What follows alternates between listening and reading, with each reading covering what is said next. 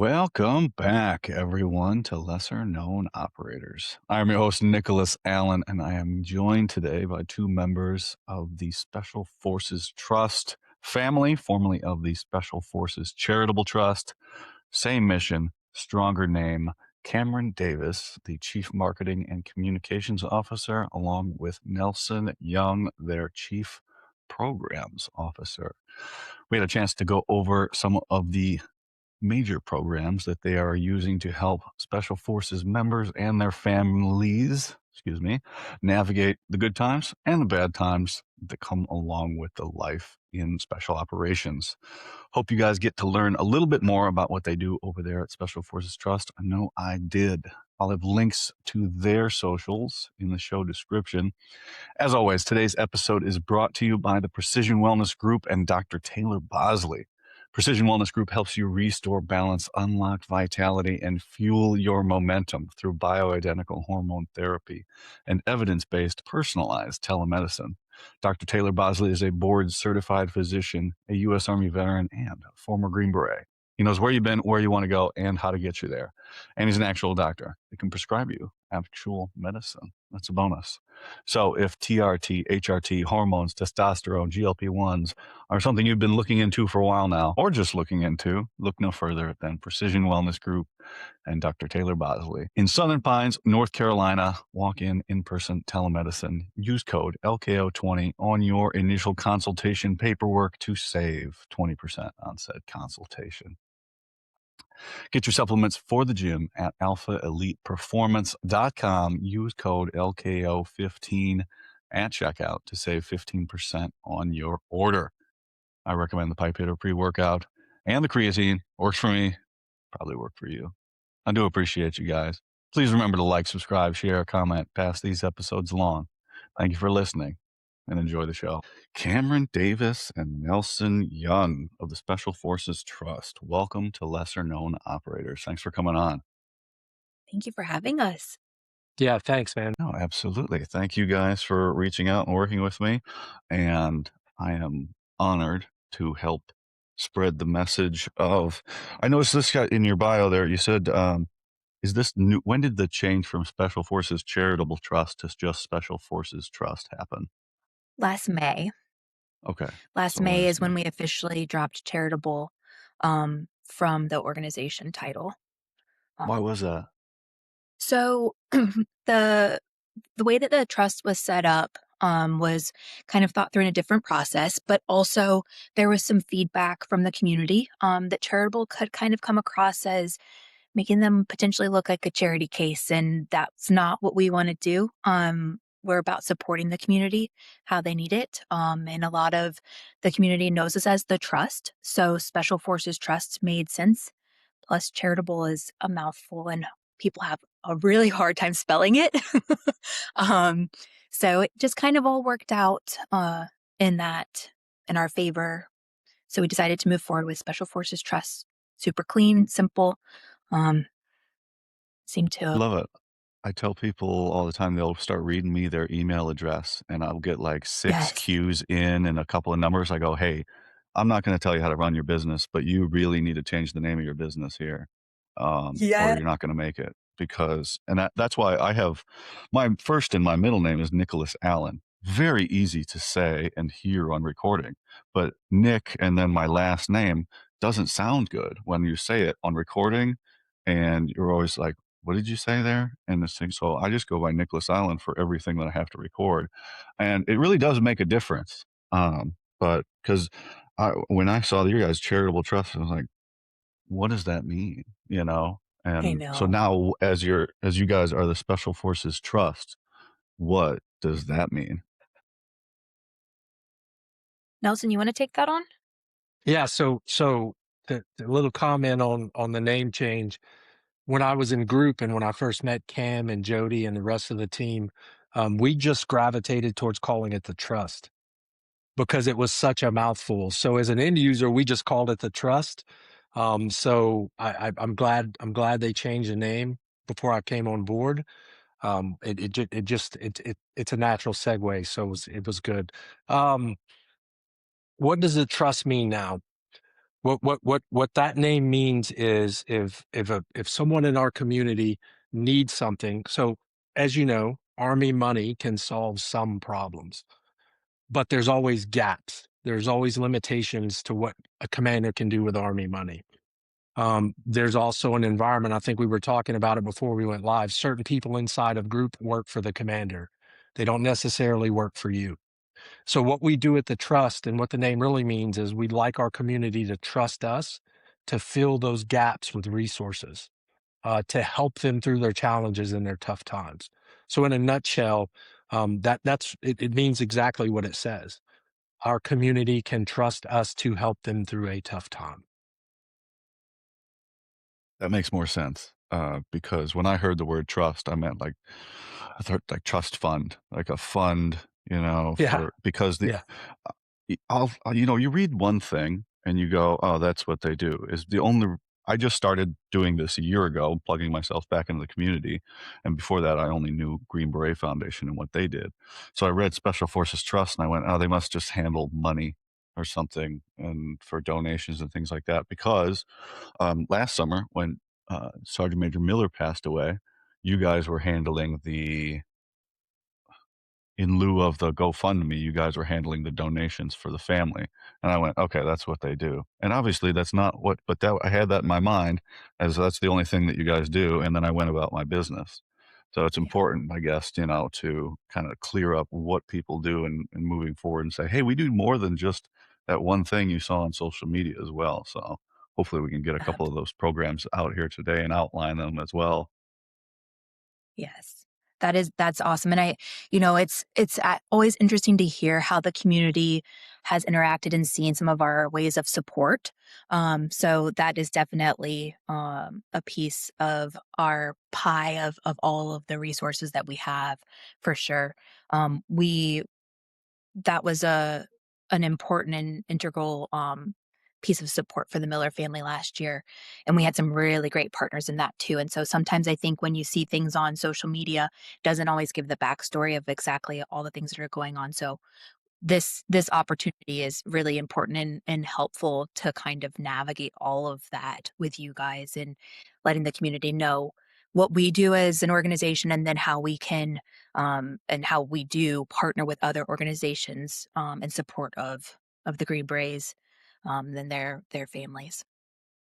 But Sergeant Major Miller was my team sergeant on the B team when I got hurt, right after this picture was taken there. So, since it's important to me and some of my followers, what is the backstory on you guys setting up that fund for the Miller family, and how did that all work? And is that something you guys are going to try and offer in the future? Because I think GoFundMe takes a percentage of the funds raised, right? And well, I'm Yes. not going to speak for you, but how did that whole thing work? And is that something you guys want to do moving forward? Yes. Actually, we've done that quite a few times.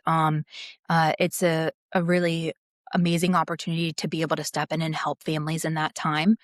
There are some additional fees that some of those platforms do take from those funds that are being donated to those families. We actually were tied in with Warrior Care Program and also the Honor Foundation in support of, the Miller family last summer. But what we did immediately was reach out to, some partner organizations, Task Force Dagger, Operation Healing Forces, Special Forces Foundation, and Green Beret Foundation, to see because there was so much going on in the midst of that, support to them. It really was something that all of us stepped up and helped with. The benefit of actually being able to support that, fundraise not I don't wanna call it a fundraiser because it wasn't. Just The family donations. was You're just collection donations. Yeah. Yeah, yeah. there was a lot of moving parts and pieces, to supporting the funeral and what was going on surrounding, the family, and so, we set the platform up so that running those donations through a 501(c)(3) actually allows them to pay out to the funeral home, to support immediate family coming in to be around, Mrs. Miller and the children, especially during, what had taken place. And so we were able to help do that to ease the tax burden for them too. So that's really the best benefit for the family at the time. and trying to be like a safeguarded space for supporting them. I love that, because I get it. Things are a business, GoFundMe has their business a lot easier, but, um, in the interim, it's very easy. You just go on, you set something up, and it's done, and you kinda okay, whatever fee, they take their fee, and you don't have to worry about it. But I like what you said there, and is that I think I'm but is that something you guys, if the if it was asked for again by a family, would is that something that you would support again, and how fast were you guys able to bring that, um, link And to life? yeah. Absolutely. We have a few different things like that open and available right now to a few different families. That is something that we absolutely can help set up. Normally, we can turn it pretty fast for the family. I think the biggest thing is just making sure that all of the inner workings on the backside of that platform for us are set up the right way. So for tracking purposes, for the person who's donating, and then also for the family. And I think whereas one other piece of the GoFundMe side of things that you just kind of want to talk about is that somebody has to link an account to those GoFundMe Right. pages. And sometimes there's some folks who are not they're trying to do the right thing. And sometimes that money doesn't always go to the family through those GoFundMe pages. So there is some stability and there's trust in going through our organization in this specific instance, knowing that those funds are going to go directly to that family or in support of that family, in coordination with them. You know what I mean? Those funds aren't living in our pockets for forever. We've heard some really bad stories of people being good intentions and then some people just having bad intentions and setting things up and those families never receive that support and people are donating to those pages thinking that they're supporting that family and it's really sad and unfortunate. Yeah, you can't stop people from taking advantage of anyone that's Yeah. suffering. People are gonna do it, and the more safeguards or stops you have in place to stop that, from happening, the better. I know how I feel about it, Nelson, but I've been out a while, and I see how other organizations doing things and the availability of resources. You just got out. How do you feel about that being available to families of a family of because suicide's a real thing, and I talk about it quite a bit on my channel and my brand and podcast and Instagram and all that other stuff, and it's very difficult to talk about, but, we gotta get the information out there, and we Yeah. gotta y I don't like using the word opportunities, but you have to take every incident and find the good in it, or it's a complete loss for everybody. And so how do you feel about that being available? Now you coming out Yeah. and seeing that this thing's available to the guys. Man, I tell you, so my terminal assignment before I got out, I ran the group's HPW program. Jeff Dougherty did the same thing. That's where we met and linked up and partnered in some efforts. I learned a lot from him, and that's when I HPW? developed a Sorry. yeah a human performance and wellness program. So the Thor 3, the modern Thor 3, the expanded Thor 3. If you remember that program, I'm sure you do. Um, and that's where I met Cam and Jody and developed a relationship with the trust. And when I retired, I happened to be on LinkedIn and Jody messaged me and said, "Hey, are you coming to one of our events?" Because I'd attended some of their events before. I let her know, sure, but there may be a conflict. I'm interviewing with some companies right now. And she said, "What? What do you mean you're interviewing?" I said, "Well, I retired." She said, "Call me." I called her. She talked to me about a position, and I said, "I'll take it." She's like, "Well, what do you want to know what you're doing or what?" And I said, I don't care.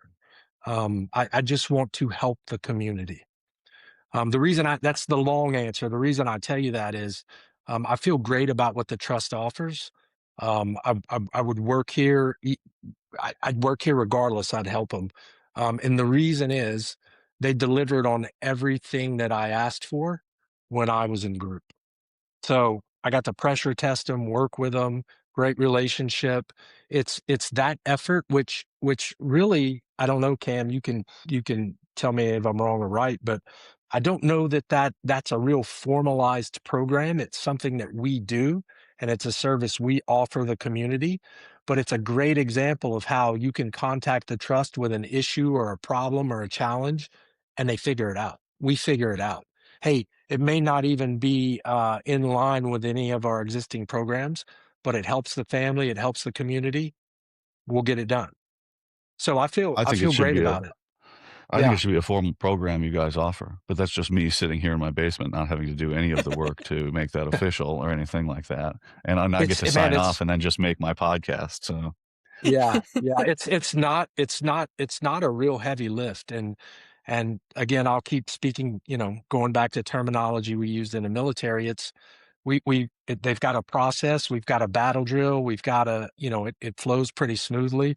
The team knows, each team member knows what their part is, and they can turn it really quick.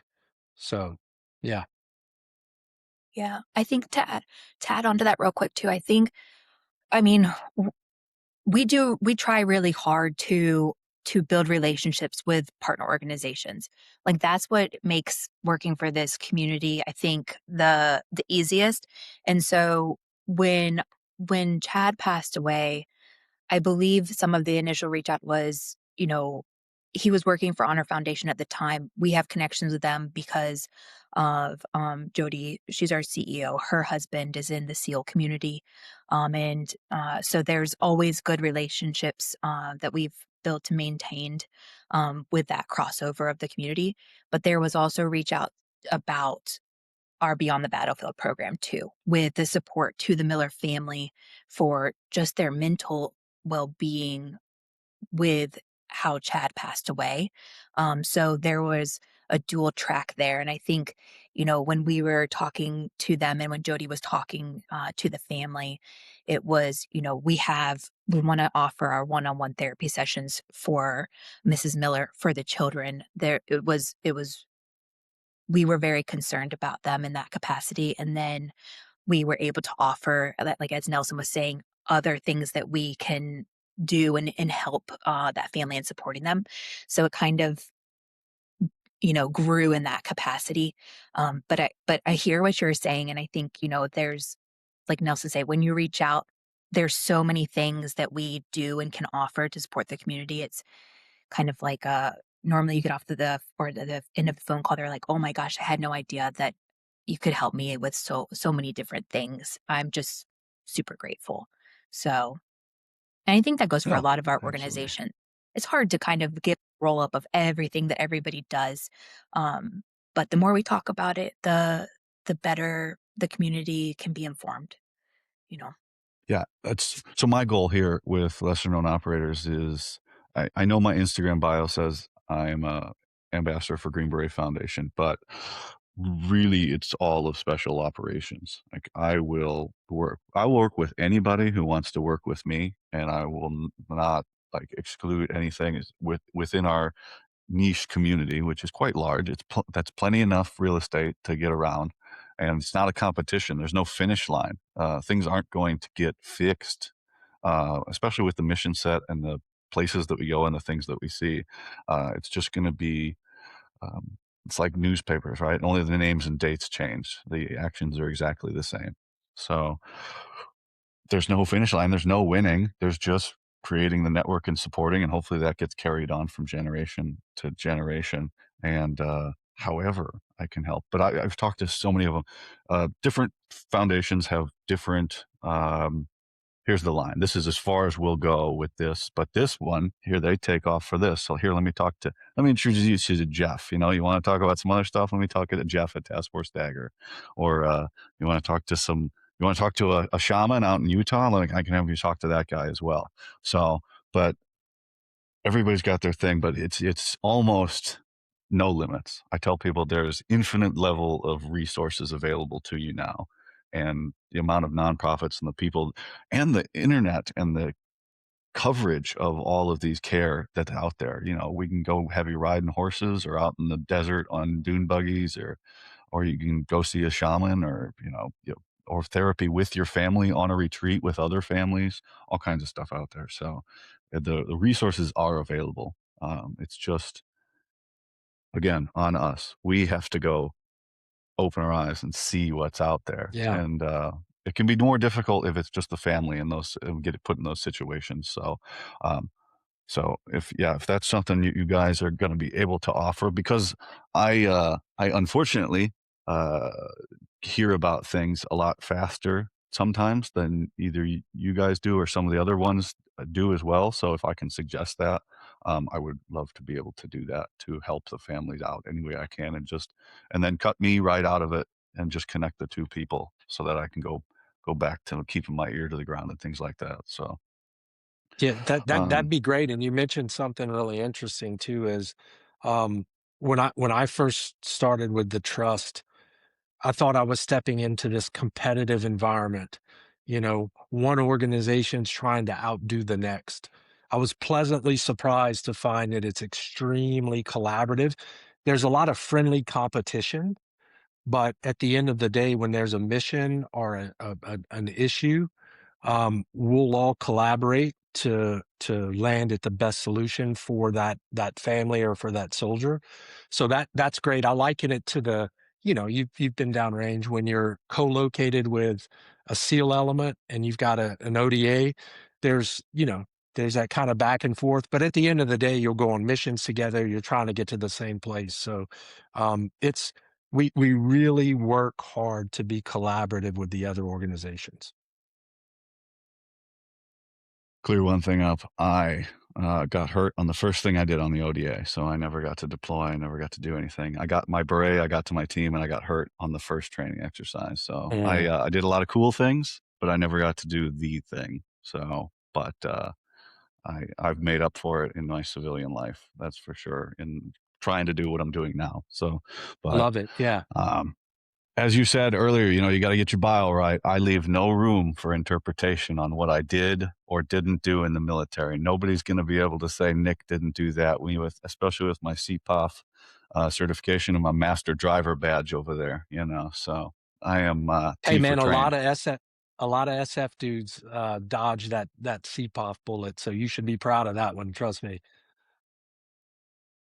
God. Some of the comments were pretty good on that post. I mean, I was like, "Oh, I forgot about that. I forgot about that too." So, or I just blocked it out of my memory. All right, other programs you guys got. We've got Beyond the Battlefield written down here, and you guys had in the bio, and it said the common phrase of the Army does a great job of getting us ready for war, but not such a great job of taking care of us when we get back. And you know, I read that a couple times, and I had a guest on early when I started recording the show that said, what are we doing left of boom to start taking care of these guys? And I've settled on that we're not even preparing guys correctly for war because war never ends, right? It starts when you put the uniform on, and it doesn't end until you're dead. So we're not even preparing correctly if the end result is leaving us in shambles. So I assume we got to be focusing something on that left of boom mentality, and I think it's um, getting the word out there that all these programs are available. Because why are they available? You're probably going to see these symptoms if you start doing these things. So if people already have it in their mind, that familiarity over time, you start to recognize that, hey, this is something that's real and it's not just sprung on them. And then you get into programs like this and that anonymity, which is, we'll talk about that here in a little bit and why that's necessary. But is there any programs that you guys, or is it just the awareness side that you guys are doing left of boom to make things a little bit better when they do kind of go astray? Yeah, I mean, I think I can give you a little bit of historical stuff, because before Nelson, as he mentioned, he and I worked together. So I worked on our programs for the last little over 4.5 years. And then Nelson has taken that on and he's building them even further. So I think I can give a little bit of historical, and then Nelson, I'll let you give you kind of like our future forecast of what we're doing too. Um, for us, we host Metal and Moxie weekends, which is kind of getting the family out of their everyday elements, their everyday stressors, and allowing them some time to reconnect. That was our signature program up until the last year where we actually made Beyond the Battlefield our signature program, and Metal Democracy is an aspect of it. But the thought process of that too is to allow some time before the service members going downrange and that separation, giving them tools and resources to protect the communication with their spouse, to think through things that could be stressing them out and affecting their sleep and their health, and being able to have those open communications and conversations with their families while they're home, but also while they're gone. But um, we started doing those for each one of the groups, um, and that was been a really wonderful program. And then getting some of that information to them earlier in their career. We started the word when the organization started. It was based out of Connecticut, um, back in 2020, end of 2020, beginning of 2021. We moved our offices to Southern Pines, so we're right in Fort Bragg's backyard, with the thought process of getting us in front of the community while they're coming through and getting their berets and before they're headed out to group to get those resources and all of the different programs that we've been building and you know uh, making sure that they are aware of the resources that we have before they get to group. And I think that Nelson, he's got a good idea and they've been working on things moving forward. So I'll turn that over to you of what that looks like 2026 and beyond too. Yeah, yeah, we're working 2 initiatives pretty hard. One is a or one of the initiatives is to your point. Let me stop and go back. I joined the military in '93, guard guy. Clinton years, we all know, not a lot of money, not a lot going on. Really no resources to speak of to address what you just mentioned, which is how do we um, provide the tools, build resiliency, build readiness for war, left of war, or left of utilization, or left of conflict.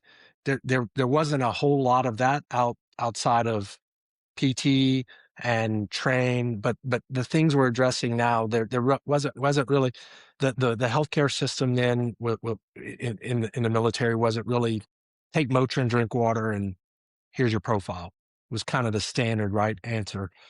With the advent of programs like Thor 3, then preservation of the force and family or POTF at SOCOM and human performance and wellness at USASOC. And now the Army's adopted a similar program called H2F. And I'd lie to you if I told you what that I don't really know what that acronym is. I I don't I know could either. guess. But those are great backbones or frameworks or programs that do some of the things we're discussing, and we are standing up some efforts to augment those things programmatically. One of those is an early warning process and program for cancer. And so we're working with various different partners to put resources to that process, and that'll take place at some of our events. And that's not only for the Green Beret, but that's for spouses as well. I've heard horror stories, you've heard horror stories about not those cases not being diagnosed early enough and necessarily through no nefarious intent, maybe not being handled as best they could inside the military healthcare system. So again, we're not looking to supplant that, we're just looking to augment that effort and to fill those gaps in that process. So we're working on that. We're working on some partner approvals. As soon as that comes out, we'll be announcing it and implementing it. So that's one of our initiatives. Another initiative that I'm excited about is it's called the Beside the Beret program, and we're really working with spouses at the Q course. So as the soldiers going through the Q course and pursuing their beret, we're engaging spouses and we're educating them and we're giving them some tools so that when they graduate alongside their husbands, not only will they have a toolbox, They'll have an understanding of some of the challenges that their husbands will face, not only their husbands, but them and their children as well, and kind of what that environment is likely to look like, given the fact that we're persistently deployed and there's a high training tempo. So that's a great program I'm excited about, and I think that will start addressing that problem of preparation before bang. I said this once, at selection, the sergeant major should get up there and and everybody that's been selected, right? He should go, Men, congratulations. You've passed one of the most difficult things in the military. You've been selected. Now you have two choices. You go on to the Q course or you go back to your unit, and this is the end of your road. But the most important thing you could do now, if you're in a relationship or you have family at home, is you need to go home and you need to have a conversation with your spouse and your family and say, I'm going to be around for the next 18 months to 2 years, but not much. I'm going to be busy. And when I am around, I'm going to be studying. And that's the most I'm going to be home for the next 15 years. Yeah, And then yeah. I'm gonna be gone, and I'm gonna either gonna be training, and I'm gonna be and then when I get back, I'm gonna have some issues, and I'm gonna have these problems, and I'm gonna need you to be there for me, and are you willing to do that? You need to go have a serious conversation with the person at home, because, gentlemen, if you don't do that, it's not gonna work out. Your career most likely will be successful because 'cause you're gonna put that first, and then you will not have her when you come home. I think that's something that needs to be said, not officially, but Sergeant Major needs to stand up there at the end of selection and say something like that. But I can say that now to people that are going in, because I can say whatever I want, and, that's true. What I Yeah. said there is absolutely true, that's gonna happen, and, now things are a little bit better. There's more. I don't want to say better, but there's more programs. Things are more recognized. There's more light on things. We don't bottle stuff up as much. So, but it's all awareness. It's all awareness of being like, hey, it's okay. Everybody's going through all these things, and we're dealing with every. What did I say? Everybody's got a mental. It's not like you're unique. There's nobody devoid from having mental successes and failures and ups and downs and all these other things. But all right, let's go more into what is beyond the battlefield Yeah. officially. What's the tagline there? Yeah. So beyond the battlefield really is supporting what we like to call the community's mental wealth. It speaks right into everything that you just spoke about. We all have successes, we all have challenges. It's a normal thing. And being able to talk about it with your peers or with somebody who is licensed and has more information to be able to share with you is what this program is all about. It kind of started as a reaction to what we were hearing from the community. But as we built it and grew it, it has become a tool that we've tried to get left of bang to. We brief this when the guys are coming in, kind of lay a good foundation there, and then they know that these tools through Beyond the Battlefield are out there. So if there is a little bit of um, a hiccup or a challenge, there's opportunities to go ahead and try and address it earlier on so that it doesn't get to this huge situation that creates more problems than could have been if you had just addressed it earlier. So beyond the battlefield, what we did is we were out in the community. Jody and I were out in the community, and we kept hearing all of the different struggles that the community was having, whether it was fear of being non-deployed or, they didn't want to be seen going to get help on base.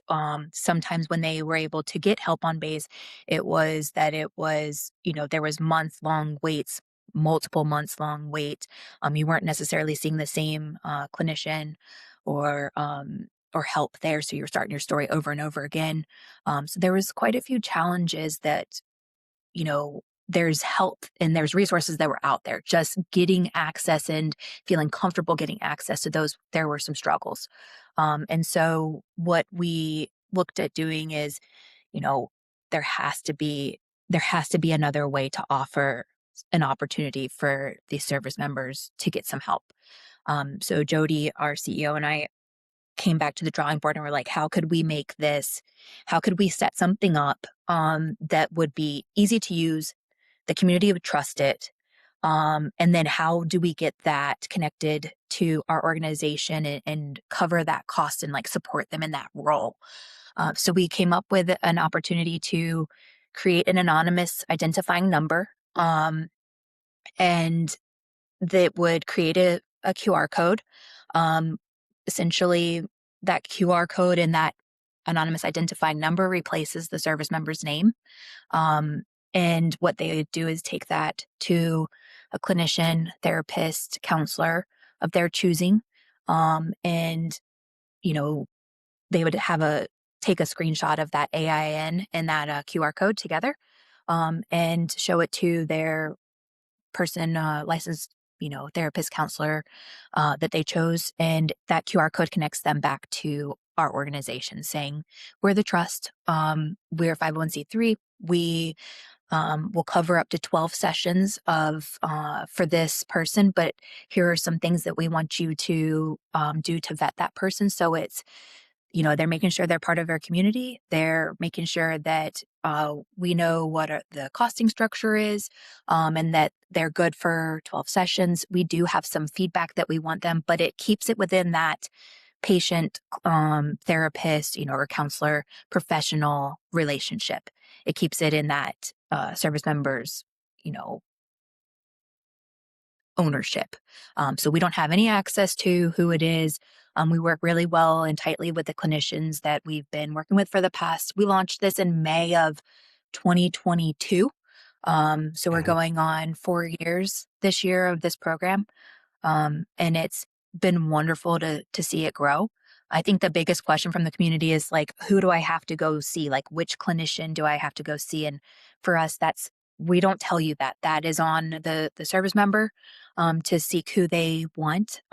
We have some resources that we have listed on our website of where they can start, but it allows them to really own their entire experience, which I think is key in the trust of, like, entrusting this program.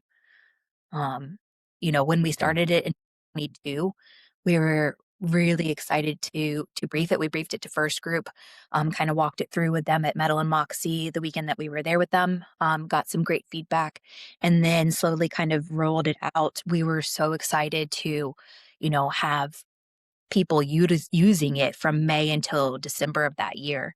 I think we ended up paying for like $12,000 dollars worth of sessions for. We were like, yes, this is amazing. And then, last year I think we ended up, I know our numbers for 2025 aren't quite yet, but we were well over $400,000 worth of sessions that we were paying for. Some of that is we started this program really focused on service member. And as we got some of the kinks worked out and made sure that it was actually working for the community, we realized too, like, this life is stressful. Just like you said, Nick, like it affects your family. So this program is open to um, special forces spouses and to their children now too. So they can use this for marriage counseling. They can use it individually. The kiddos can use it too because some of the feedback we got is some of our kids are struggling, and they need that support too. So they didn't get to choose this life, um, but it's important to our organization to support the whole family. So Yeah, my boy Cody Halfpop. If you guys don't know him, I need to introduce you to him. Everybody knows Cody, Yeah. hopefully, or everybody will know Cody once I'm done with him. But if they don't, they will. Um, but he's told me, he's like, the kids, like, go through some of these traumatic events. You need to be not forcing people, but uh, suggesting forcefully that they need to get signed up for some help. The closer they are to the situation, because nothing good comes out of that the longer that stays and things like that. So, Cody, shout out to Cody as much as I can. He's doing great work over there. All right. So, how about this? So You said service members? So this is for active duty service members in group and And retired or transitioned. Yeah. retirees. All right, so Yep. let's talk about the active part. So, and you've gone to and run this program by commands. So this is the first thing I think, I always go to is the worst side of things. This is not undermining the mental health, the embedded behavioral mental health program at group at all by creating an anonymous program. Yeah. I so it's been well received by commanders, right? So Okay. I retired as a lieutenant colonel. My last position before running the human performance and wellness program was a group 3. So interacted with group commanders constantly. Um, it's been well received by the commands. They really view it as augmenting their current efforts, say with the P3 programs at the groups. Um, at least, maybe Cameron has a different perception, but I perceive that their intent is for the soldier or the family member to let's just get them help.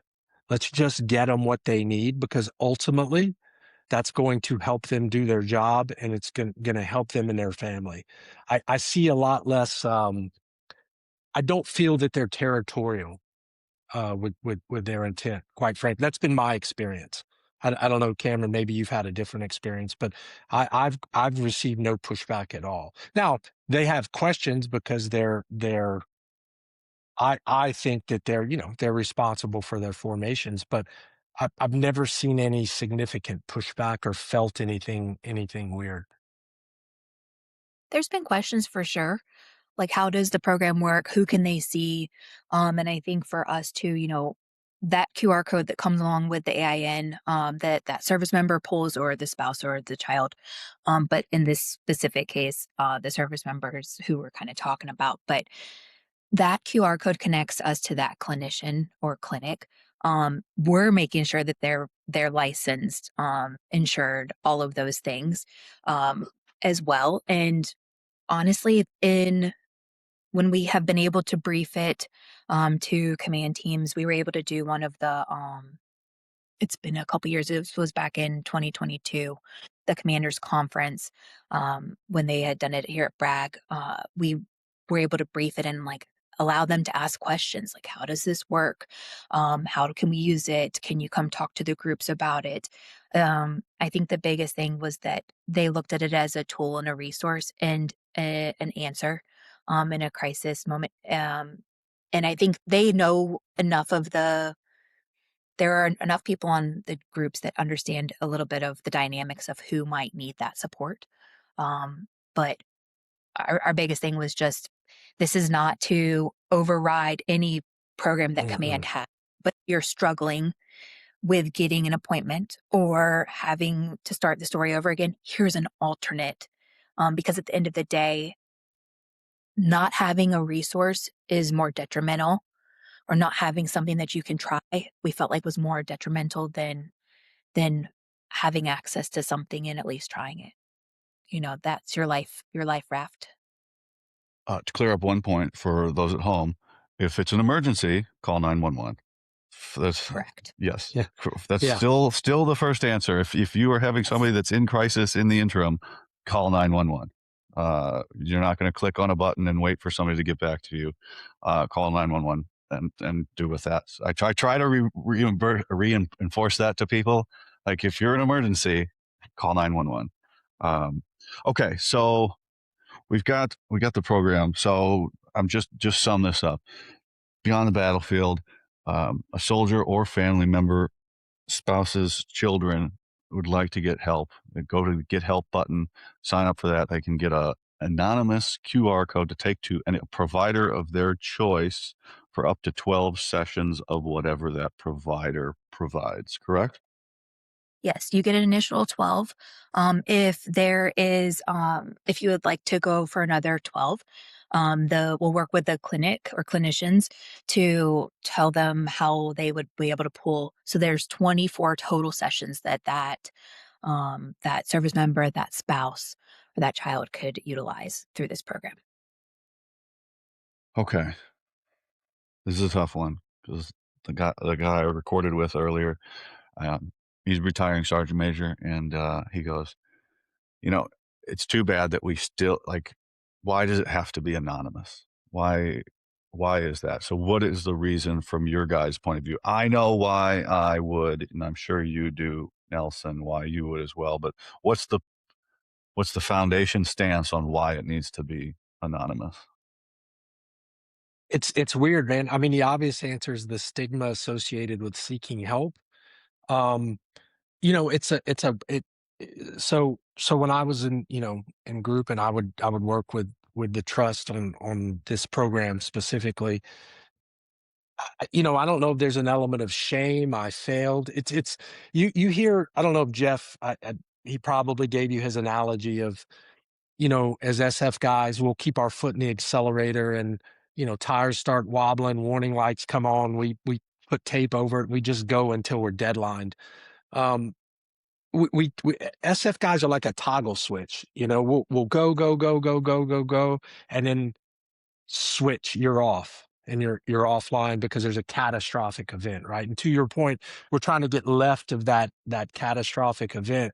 And I really want to, I played with that analogy because I like what Jeff says, but really a dial, right? You're modulating all these dials of readiness. Like we're exposed to so many stressors that it's constantly pushing down your readiness.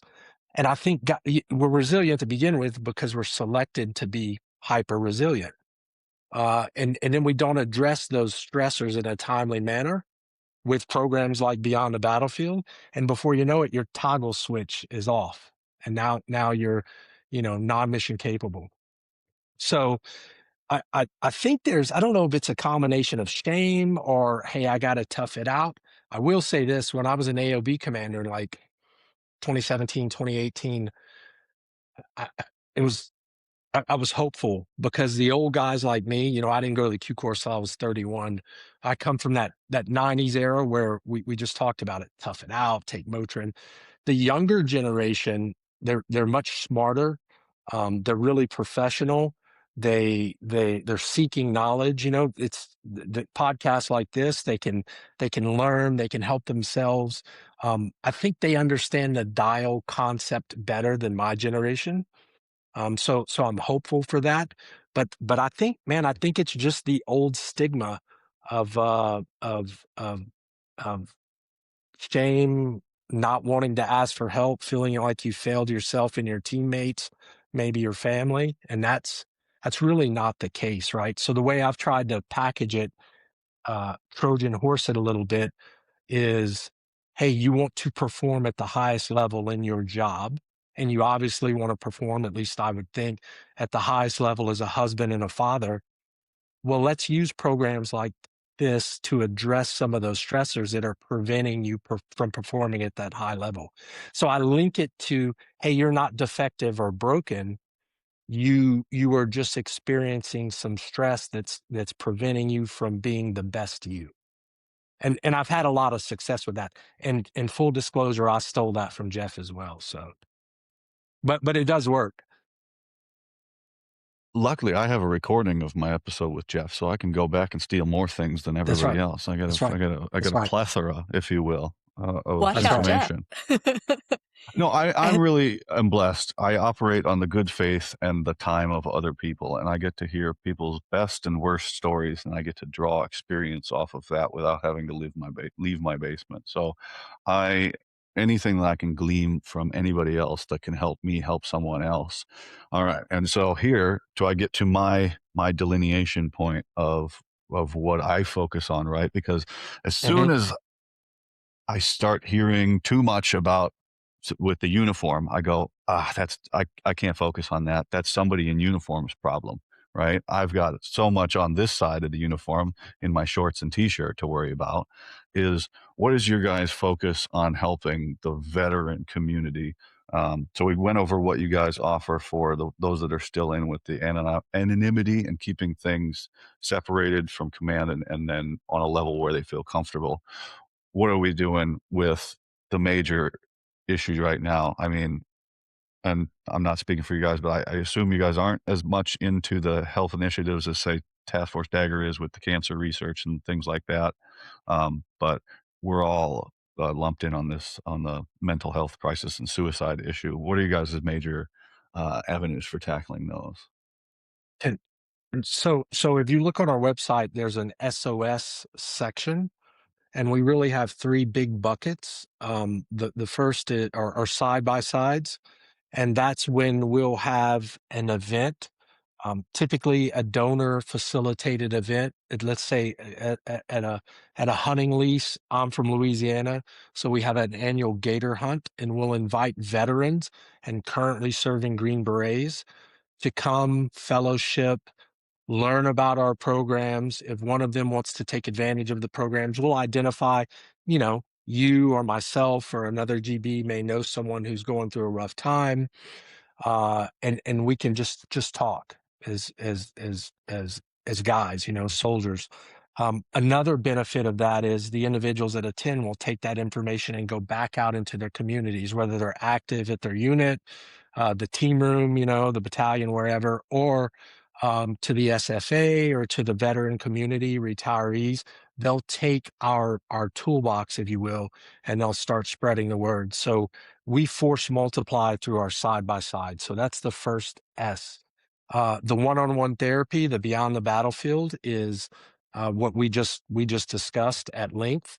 Veterans can utilize that service, and I want to say they could do it anonymously. They don't have to do it anonymously. It's you can request some support, and put your name and everything, and we'll work with you. The third way we do that are sponsored services, and we'll work with other organizations or other initiatives, and we will cost share, or we'll fund some of those other sponsored services. Like, I think one of the ones, Cam, we've worked with in the past pretty extensively, Warrior's Heart, pretty well known program.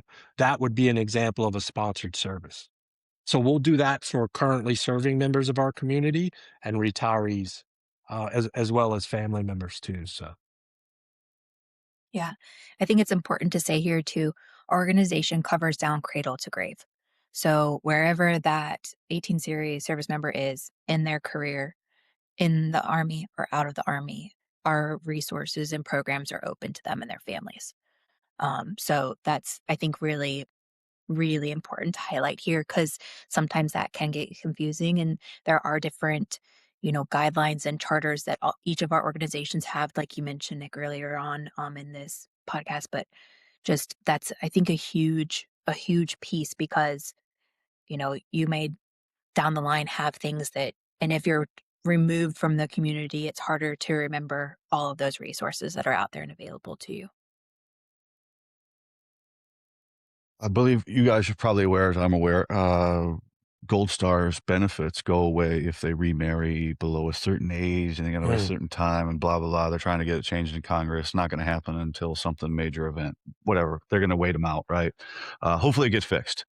I assume, you said cradle to grave, all benefits for all surviving children and family members continue on for the service members as well for special forces families.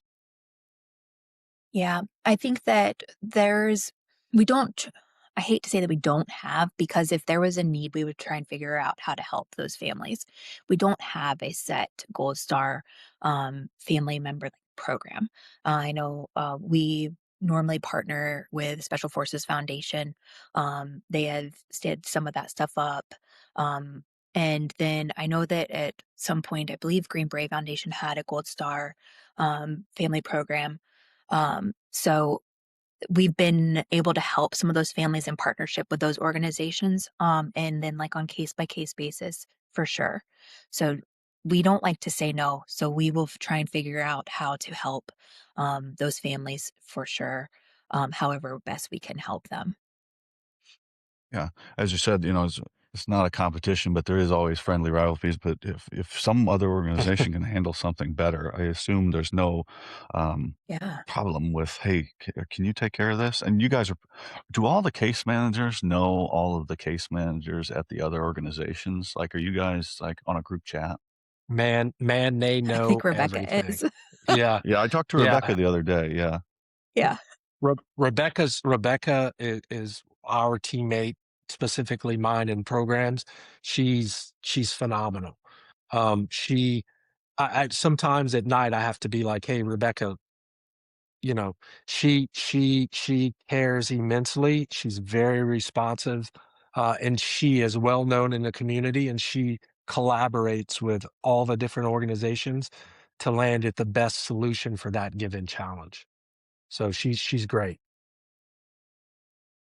Good. I love to hear that. I love people, as I say, we get the most support from civilians, and that's our, I'm trying to what can I affect, right? I'm trying to break that. It's like, Travis came on my show. He's like, there's no veteran loyalty. I was like, well, I can do that. I can just be one person that's veteran loyal. I try and do all my stuff through Green Beret owned businesses and things like that to combat that. But we get a tremendous amount of support from civilians that just want to help, that really just want to do their best, or family members of service members or people that weren't able to serve. So I love anything that anybody wants to help out with, as long as they're not going to hurt anybody else. Just like in the gym. Yeah, yeah, Nick, I wanted to say, so in preparing for this, I watched, some of your stuff, and a buddy of mine and I were having this conversation the other day, and you're in this space, so you're aware of all of these different podcasts, and some of the vet back and forth, and some of the drama going on, and some of it's warranted, some of it I don't know, not to get into that, but one of the things that I like are individuals like you who my fear is that with all the drama, that's what the world knows about our community, and that noise tends to drown out all the great things that we've done, particularly over the past 20-25 years during the GWAT and before. There's some of the best humans I've ever met in my life are in this community that do amazing things that no one will ever know about. So having people like yourself speak positively and talk about some of the challenges that the community faces. And again, I sound like a Jeff fan, but using some of the unconventional methods that we learn in our community to get the ball downfield with addressing some of these issues is really, really important right now, especially coming off 2+ decades of persistent conflict. So that's good. That's great. There's enough negativity to go around. At least in the public, you don't need. There are problems in every business and every organization and every avenue that you get into, but there's no need to make it out in the open. That the optics on anything, even if they're warranted, is bad. It's only going to be bad. Even if you're correct in your crusade, it's going to be bad. It's going to be perceived as bad, complaining, all these other things. There's better ways to do things. And well, as what Machiavelli, he said that how you answer a question is you just stare at them until they crumble. You know, if they're coming at you with something that's ridiculous, you just have to take it. And that's really difficult to do. That's really difficult to do in the scape, that you have to let it go. And that takes practice. And sometimes they'll get to me. But the other that I say is, well, if we're going to be stoic, we have to also be um, honest in our struggles, and honest with ourselves Yes. and honest with each other. And I've been trying to do that as well, because I posted last night these pictures in my gallery and these words in my head. They're not doing anybody any good in there. I get them out as soon as I think of a way to articulate them, because there is no tomorrow. There's no tomorrow. It's only today. You can help somebody today, because these decisions are instantaneous and they cause a lifetime of problems. I have a lifetime of problems from decisions a few friends of mine have made, and I'll never get over it, and other friends that I know will never get over it either. And that's what we're trying to combat with all this. Is we everybody has their problems, but God, we can get by most of them and work together and towards a common solution, and Yeah. at least be good, right? To just be good, Yeah. and not and and not fight with one another and things like that. But it's tough. I think before you go on that too, we have to give all of ourselves grace. Like in the military, out of the military, think about, you know, I think back to like my grandparents and there were still mental struggles that were taking place back then. And that all that we as humans have done to combat talking about things, being okay to seek the help when you think you need a little bit of help. And so doing things like this and having this kind of podcast conversation, Nick, are so critical and helpful to this community and to just human beings.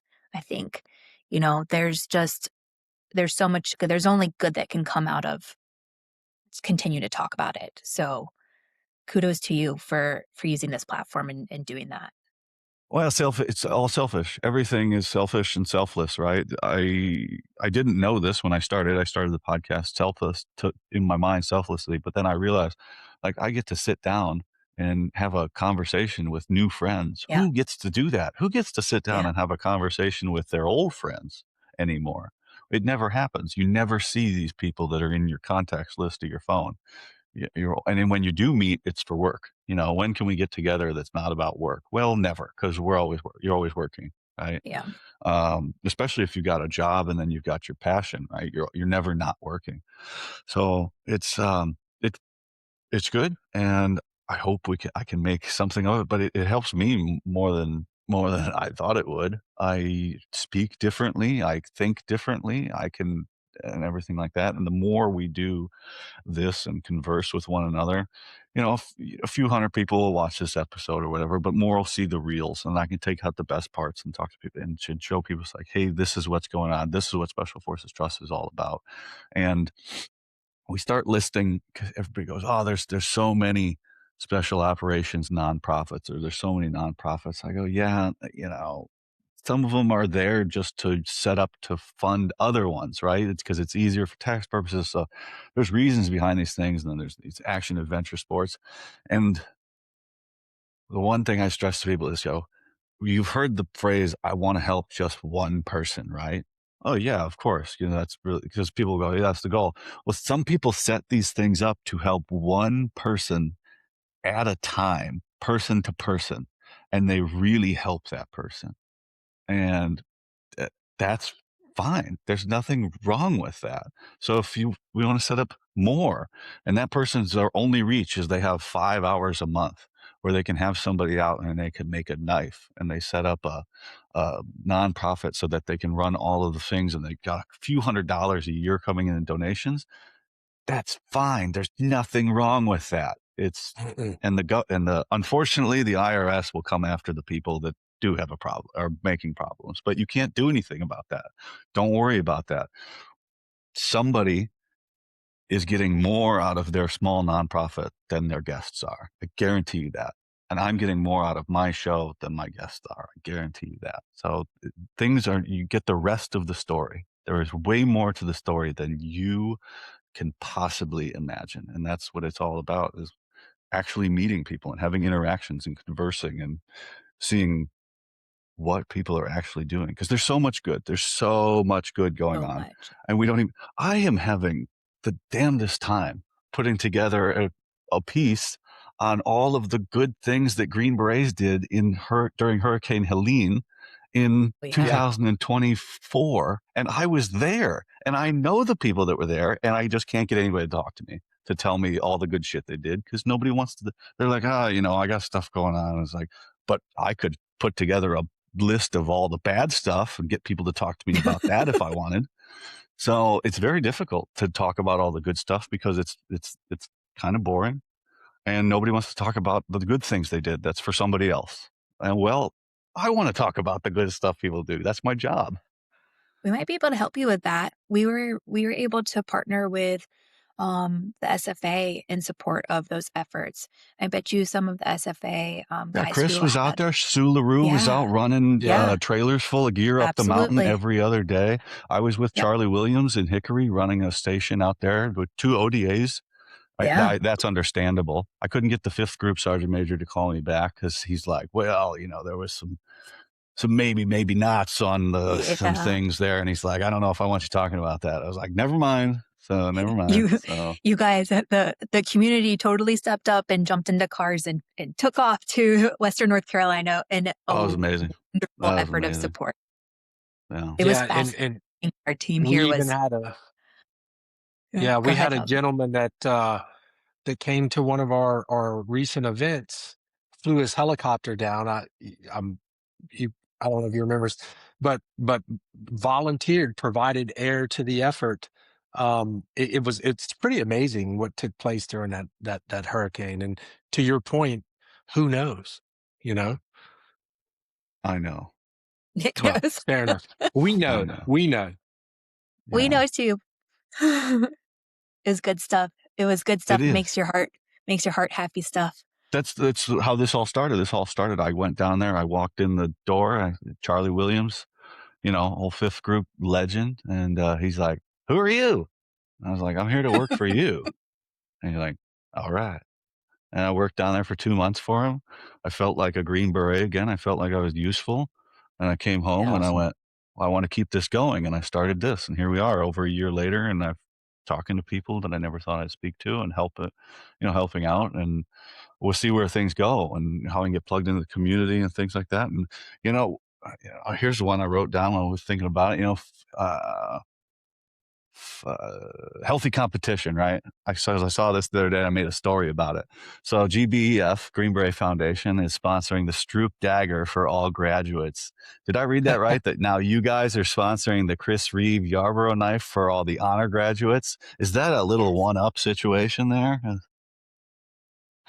No, it's a compliment. Okay. Because I saw that. I was like, oh, we got a knife. We got Battle of the Knives going on here between the nonprofits. No, I think it's a compliment. The integrity, we would love to be able to offer the Yarborough knife to all of the graduates. That is a long-term goal. Um, but to get it off the ground, we had to start somewhere. And, um, there's, it should be a compliment. It should be a No, compliment. It I should like it. not be a I think it's competition, great. but I think it's this, a but good thing.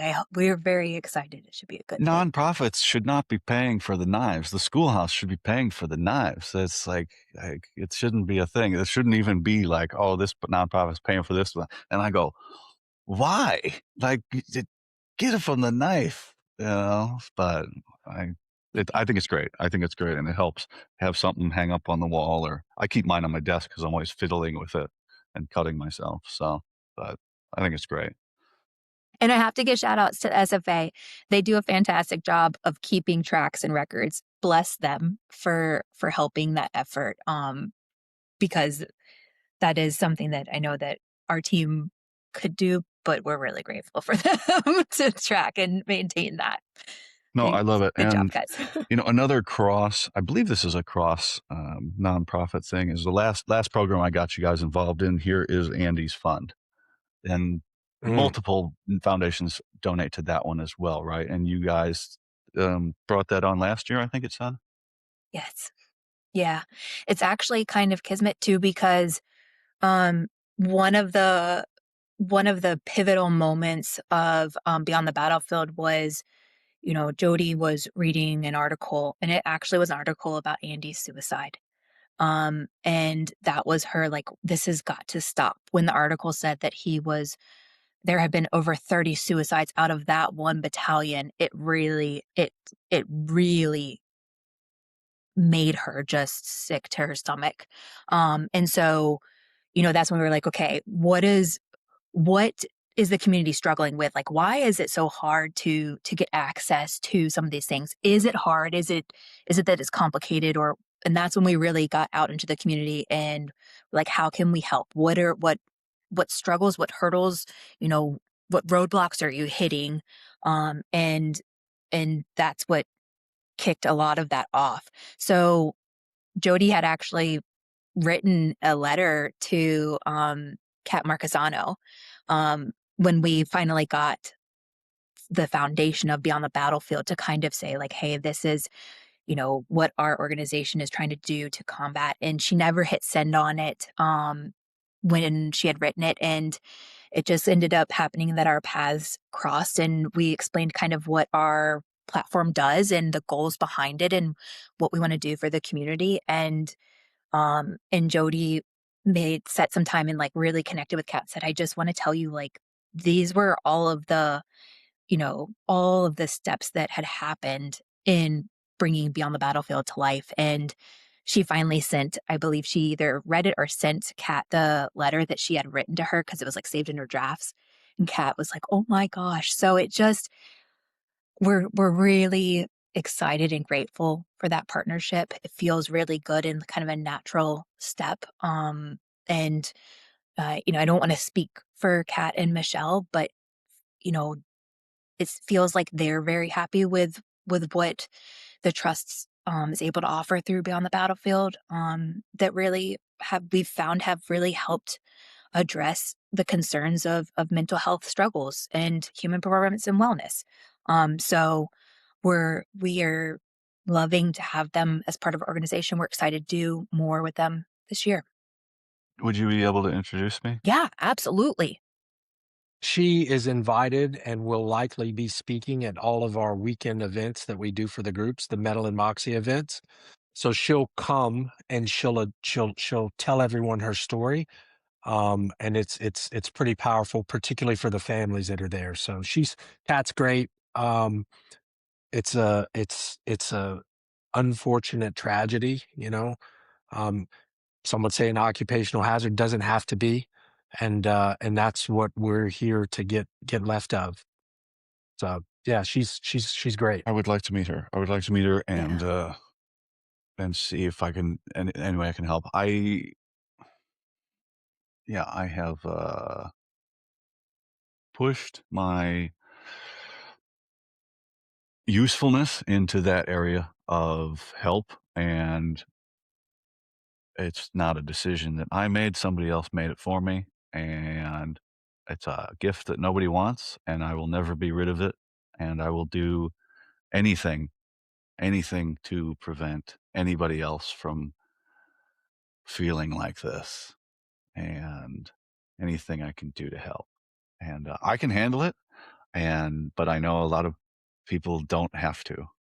So will anything I can do to help with any of that, I'm always available to help anyone, and with that. So it's tough. It's a tough situation, and we treat it like it's a cold that they're going to catch it if we talk about it. Like if you're around somebody with the sniffles, and I don't treat it like that anymore. It's just part of I have to use different words and phrases on my little phone here on the internet because I don't wanna get moderated, but I found a way around that and to be respectful, and that's the most difficult part. Unfortunately, as icky as it sounds, the only way to get better at dealing with this is to get better by dealing with it, and that sucks. It really does. Well, So, we're here to be a partner in that effort. I think we all are. You know, a lot of the organizations you've had on. So, um, yeah, man, we're passionate about it.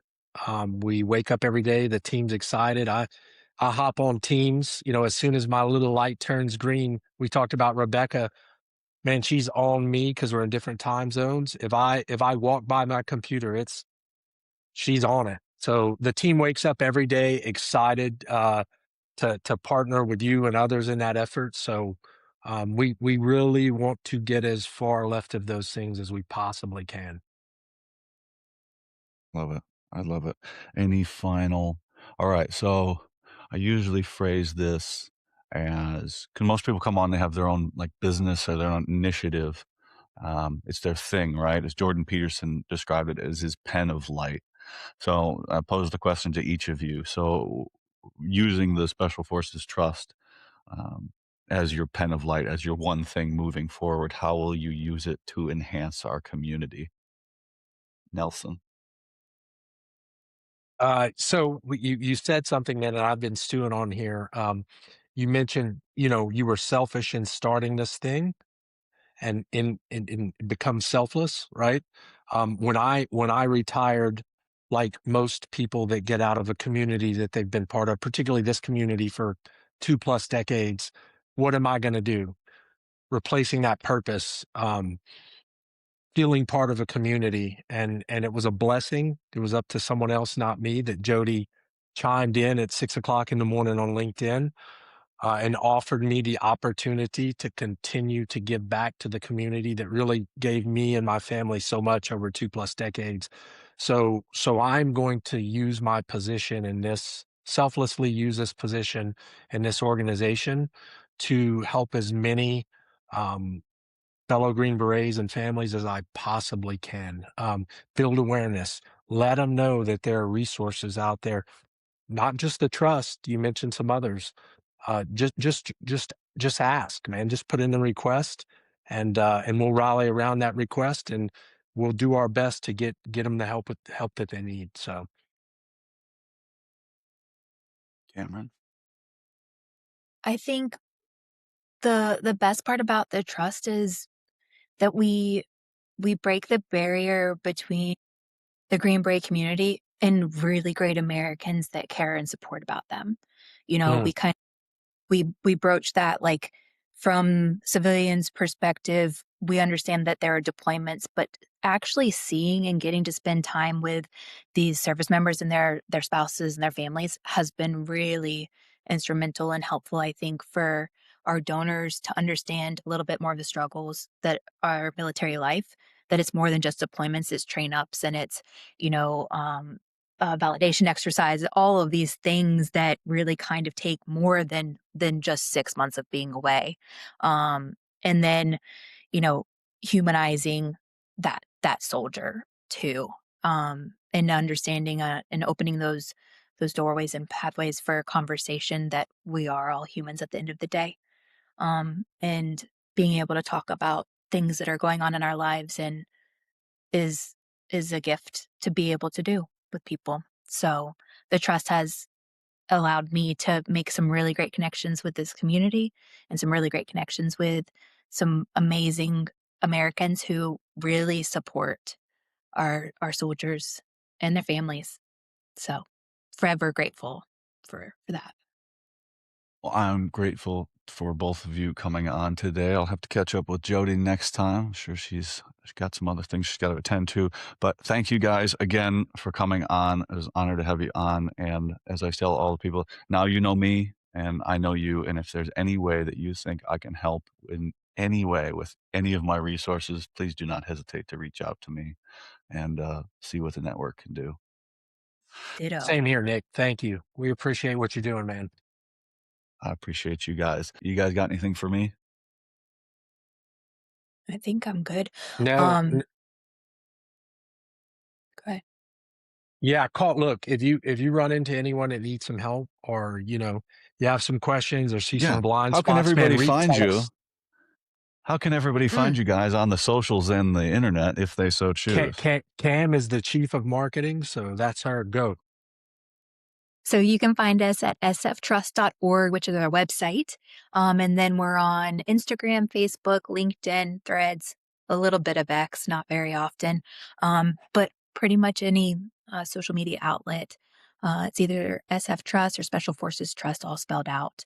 Um, and we would love to have you follow along and see what we're up to, see where we are. We do things all over the United States, and would love to have your support, or for you to know that the trust is there, and understand our resources, and we're always open to, what does this community need? If we're just like Nick, we were talking about, with support through, instead of GoFundMe pages, like, if there's a need out there, we'd love to understand it and can figure out if they turn it into a formal program or just that's in our Rolodex of ideas and ways that we can support. Love it. I love it. I appreciate you guys coming on. That was really fun. I really enjoyed that. Bye, everybody.